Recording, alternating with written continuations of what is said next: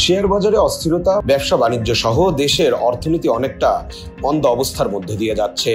তবে এর মাঝেও রমজানের দ্রব্যমূল্য অনেকটা নিয়ন্ত্রণে। গত রমজানের চেয়ে অনেক পণ্যের দামই কম। পণ্যের দাম কমলেও গত 3 মাসে কোটিপতির সংখ্যা বেড়েছে 5,000 কোটি টাকার। ব্যাংক হিসাব 4,954টি নতুন করে যোগ হয়েছে ব্যাংকের তালিকায়। বাংলাদেশ ব্যাংকের সর্বশেষ হালনাগাদ প্রতিবেদনে এসব তথ্য উঠে এসেছে।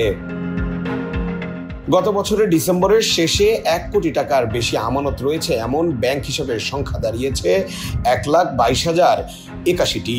3 মাস আগে অর্থাৎ সেপ্টেম্বরের শেষে যা ছিল 1,17,127টি। সেই হিসেবে 3 মাসের ব্যবধানে কোটিপতির হিসাব সংখ্যা বেড়েছে 4,954টি, যা 5,000-এর কাছাকাছি।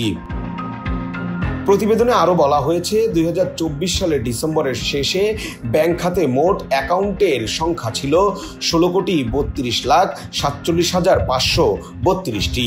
এসব হিসেবে মোট আমানত স্থিতি দাঁড়িয়েছে 18,83,711 কোটি টাকা।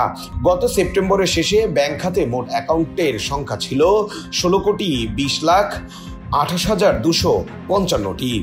সে অনুযায়ী 3 মাসে ব্যাংক খাতের হিসাব বেড়েছে 12,19,277টি, আর আমানতের পরিমাণ বেড়েছে 45,228 কোটি টাকা। এবং কোটি টাকার হিসাব সবই বেড়েছে গত 3 মাসের তুলনায়। তবে ব্যাংক খাতের সংশ্লিষ্ট কর্মকর্তারা বলছেন, কোটি টাকার হিসাব মানে কোটিপতি ব্যক্তির হিসাব নয়, বরং ব্যাংকে 1 কোটি টাকার হিসাবের অর্থ রাখার তালিকায় ব্যক্তি ছাড়াও অনেক প্রতিষ্ঠানও রয়েছে।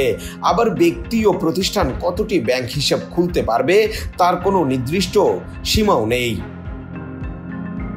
মৃদুল ইসলাম, নিউজ নাও 24, ঢাকা।